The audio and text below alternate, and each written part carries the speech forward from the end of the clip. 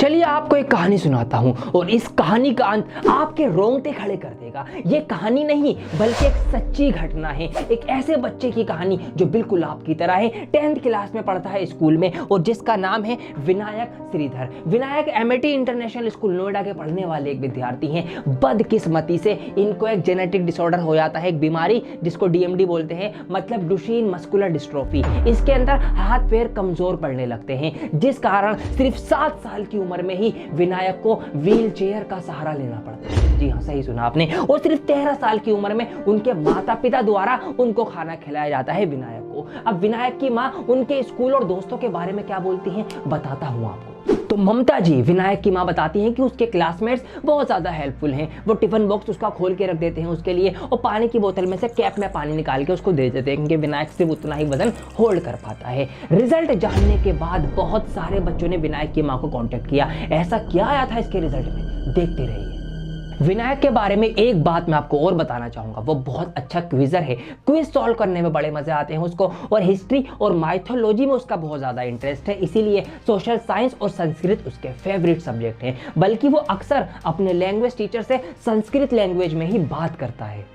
अब मैं आपको कहानी बताता हूं रिजल्ट की। बोर्ड एग्जाम्स शुरू हो चुके हैं और विनायक बहुत ज़्यादा कॉन्फिडेंट हैं अपनी तैयारी को लेकर कि वो सीबीएसई के टॉप रैंकर्स में से एक होंगे। अब क्योंकि विनायक के हाथ पैर कमज़ोर हैं तो वो बहुत स्लोली लिख पाता है, बट सीबीएसई के फाइनल एग्जाम में एक टाइम ड्यूरेशन होती है, तो इसीलिए विनायक एक राइटर की लिखने वाले की सहायता से अपना एग्जाम लिखते हैं। तो बोर्ड एग्जाम के ही दिनों में 26 मार्च को विनायक के पिताजी उसको नहला रहे हैं और नहाने के ही बीच विनायक अनकॉन्शियस हो जाता है, होश खो बैठता है और कार्डियक अरेस्ट यानी दिल की धड़कन बंद होने की वजह से विनायक मर जाता है। He died.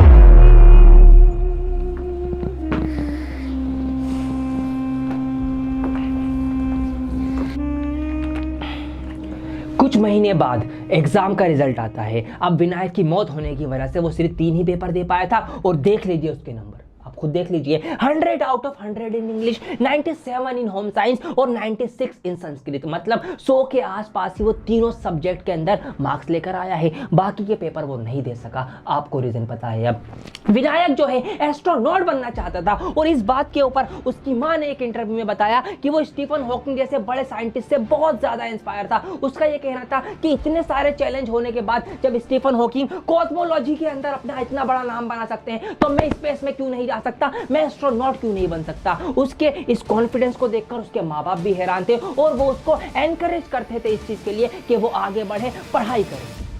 अब इस कहानी से क्या लर्निंग आपको लेनी है, क्यों सुनाई है मैंने ये कहानी। कड़वी बातें बोलूंगा, बुरा मत मानना, ध्यान से समझिए। हम में से ज्यादातर की कंडीशन, बल्कि मैं कहूंगा सबकी कंडीशन विनायक से तो अच्छी है। आपके हाथ पैर काम कर रहे हैं ना, दिल सही काम कर रहा है ना, दिमाग ठिकाने पर है ना आपका, मतलब आप उससे लाख गुना अच्छी कंडीशन में है। फिर किस बात की शिकायतें करते हैं आप लोग, फिर किस बात की लिमिटेशन आप बोलते हैं कि मेरे पास ये नहीं है, मेरा पढ़ाई में मन नहीं लग रहा, आप ये बोलते हैं। तो ये जो लिमिटेशन हैं आपकी, ये जो आपके बहाने हैं, इन बहानों को बनाना छोड़िए। इस कहानी से यही सीख लीजिए आप, और शुक्रगुजार रहे, ग्रेटफुल रहे ऊपर वाले का। जिस भी भगवान में, जिस भी ईश्वर में आप मानते हैं, उसका शुक्र अदा करें कि उसने आपको बहुत लाखों हजारों से बेहतर बनाया है, हाथ पैरों से भी और दिमाग से भी। तो इसीलिए ऊपर वाले का शुक्र अदा करते रहें, ये हमें इस कहानी से सीखना चाहिए।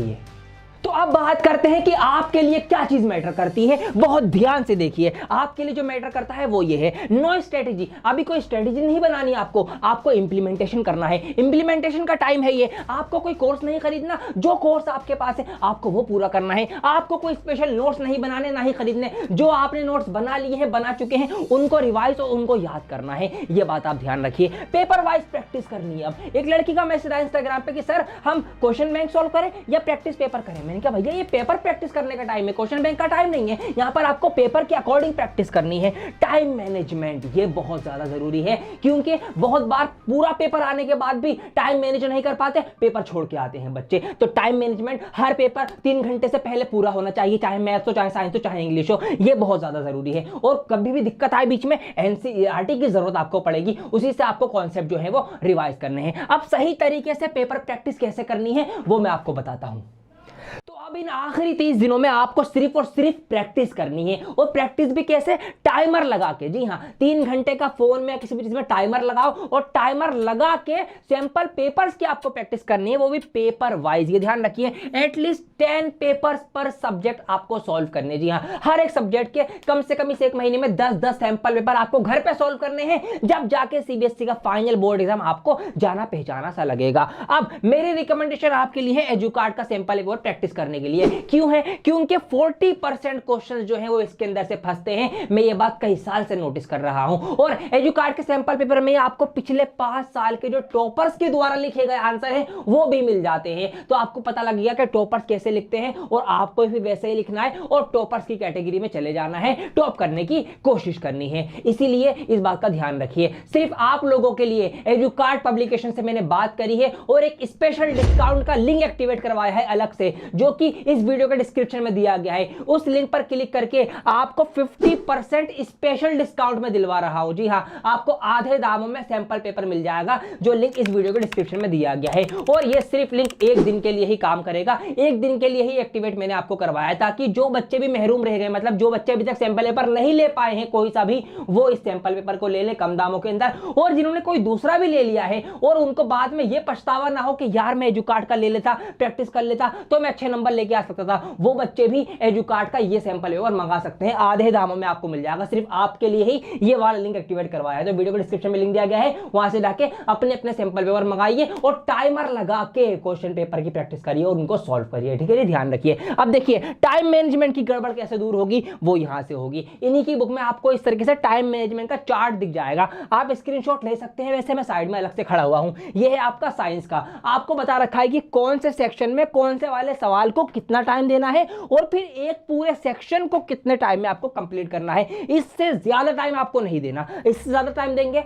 पेपर गड़बड़ होगा, आगे के सवाल छूटेंगे आपके। तो ध्यान रखना है, ये टाइम मैनेजमेंट चार्ट बहुत ज्यादा जरूरी है। ये साइंस का है, स्क्रीनशॉट ले लिया आपने, ठीक है। आगे और दिखा देता हूं, यहां पर ये मेरे पास मैथ्स का है, इसका भी स्क्रीनशॉट ले लीजिए। मैं साइड में खड़ा हुआ हूं, कौन से सेक्शन में कौन से सवाल कितने टाइम में करने हैं, कौन सा सेक्शन कब करना है, सब कुछ यहाँ पे आप आराम से देख लेना बाद में। और यहाँ पर मैं आपको इंग्लिश का भी शेयर कर देता हूं, तो वीडियो पॉज कीजिए, इन तीनों का स्क्रीनशॉट आप लोग ले लीजिए, बहुत काम आपके आने वाला है। ऑलराइट, तो टॉपर बनने के इस सफर में मेरा गुड लक है आपके साथ। मैं आपको बहुत ज्यादा विशेष करता हूं, आपके लिए दुआएं करता हूं, मेहनत करता हूं कि जो भी टॉपर बनना चाहते हैं, आज उन्होंने थोड़ा सोचा है कि मैं टॉपर बन जाऊं, उन लोगों को मैं मोटिवेट कर सकूं। इसीलिए आज की ये कहानी में लेकर आया हूं, ताकि आप लोगों के अंदर टॉपर बनने की जो इच्छा है, जो डिजायर है, उसकी ज्वाला जो है और ज्यादा भड़के, और ज्यादा आपके अंदर जो है वो बर्निंग डिजायर्स हो जाए टॉप करने की। इसीलिए मैंने ये कहानी आपको सुनाई, आपको कनेक्ट करवाया और आपको सही रास्ता दिखाया। लिंक वीडियो के डिस्क्रिप्शन में दिया गया है। सैंपल पेपर नहीं मंगाया तो उस पे से क्लिक करके मंगा लीजिए, आपको बहुत अच्छे डिस्काउंट में मिल जाएगा, और फिर तैयारी कीजिए।